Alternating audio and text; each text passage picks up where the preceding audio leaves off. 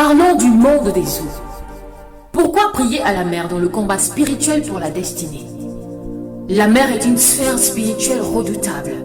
Dans les Écritures, elle apparaît comme un lieu où se manifeste la puissance de Dieu, mais aussi comme un réservoir de mystères, de prison spirituelle et de combats invisibles. L'Éternel lui-même déclare: tu viendras jusqu'ici, tu n'iras pas au-delà. Job 38, verset 11. Mais aussi, ce jour-là, l'Éternel châtiera le dragon qui est dans la mer. Isaïe 27, verset 20. La mer contient des secrets enfouis, car la mer rendit les morts qui étaient en elle dans Apocalypse 20, verset 13. Ce que Dieu a créé, le monde occulte l'a détourné. Les puissances, les ténèbres, les sociétés secrètes, les francs-maçons, les occultistes et les sorciers exploitent la mer, le monde des eaux, comme une base spirituelle pour dominer les individus, les familles, les territoires et même les nations entières. Beaucoup de destinées prophétiques se retrouvent ainsi enfermées sous les eaux. Il ne s'agit pas seulement du mariage, des finances ou du travail, mais de réalités bien plus profondes. Les étoiles des hommes et des femmes de Dieu qui représentent leur gloire et leur accomplissement sont souvent enfermés dans les eaux. Les mains qui symbolisent les œuvres, les talents, la créativité, le travail, ainsi que les pieds qui représentent la marche prophétique, l'accès à des lieux d'influence et des percées territoriales sont également emprisonnés. Les âmes de plusieurs restent prisonnières des pactes ancestraux marins. Les livres célestes où Dieu a écrit les destinées selon le psaume 139, verset 16, se retrouvent ainsi bloqués, empêchant l'accomplissement des prophéties. Les ministères et appels divins sont freinés dans leur déploiement à cause des hôtels aquatiques. L'accomplissement des prophéties personnelles et collectives est retardé ou encore bloqué par les puissances des eaux. Le service pour Dieu est également combattu. Beaucoup de serviteurs appelés à impacter les nations se retrouvent enfermés dans la stagnation, la confusion et les fausses accusations. Même les 7 montagnes de la société, à savoir la famille, l'éducation, le gouvernement, l'économie, les médias, les arts et le divertissement et la religion, incluant les églises, sont touchées. De nombreux hommes et femmes appelés à briller dans ces domaines voient leur percée combattue depuis la mer. Parce que c'est à travers ces montagnes que les sociétés secrètes érigent leurs autels pour influencer le monde.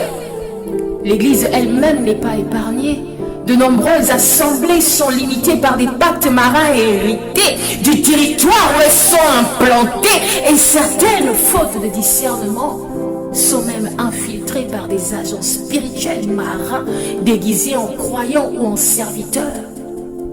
Lorsque des chrétiens se lèvent pour prier aux eaux, pour prier à la mer, ils ne font pas une simple prière d'atmosphère, my God, mais ils entrent dans un véritable combat territorial. La mer est obligée de restituer ce qu'elle a volé. Prier à la mer, c'est démanteler les royaumes marins et les portails aquatiques qui alimentent les sociétés secrètes et les occultes. C'est fermer les canaux spirituels par lesquels la corruption, la stérilité, la pauvreté, la misère et la perversion sexuelle coulent dans nos sociétés. C'est aussi libérer la génération future des chaînes ancestrales. À l'échelle d'un quartier, une telle prière aux eaux impose la réconfiguration de l'atmosphère spirituelle, my God. Le pouvoir de la sorcellerie, du vaudou et des autres spiritualités sataniques est neutralisé. Les autels maléfiques sont affaiblis. À l'échelle d'une nation côtière comme le Gabon, le Bénin, le Togo, la Côte d'Ivoire, l'intercession à la mer libère l'économie nationale des pactes liés aux ports, aux richesses maritimes et aux routes commerciales. Elle détruit les royaumes marins qui alimentent la corruption, la débauche et la stérilité spirituelle de la nation. Elle ouvre la voie à un réveil prophétique national où l'Église reprend sa place d'autorité, où la gloire d'un peuple est restituée. Ainsi, les sujets de prière deviennent évidents face aux eaux. Demandez que toutes les bénédictions, les destinées, les livres célestes ou prophétiques enfermés dans la mer soient restitués. Ordonnez que les hôtels marins érigés dans nos quartiers, dans nos villes, dans nos villages, dans nos nations soient consumés par le feu du Saint-Esprit.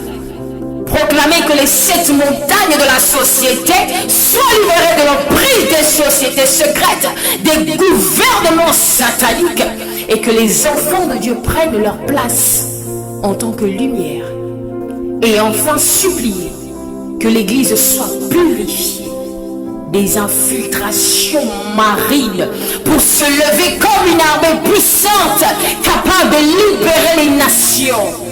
Et tout cela au nom élevé au-dessus de tous les noms, le nom par qui tout genou fléchit dans les cieux, sur la terre, sous la terre. Amen.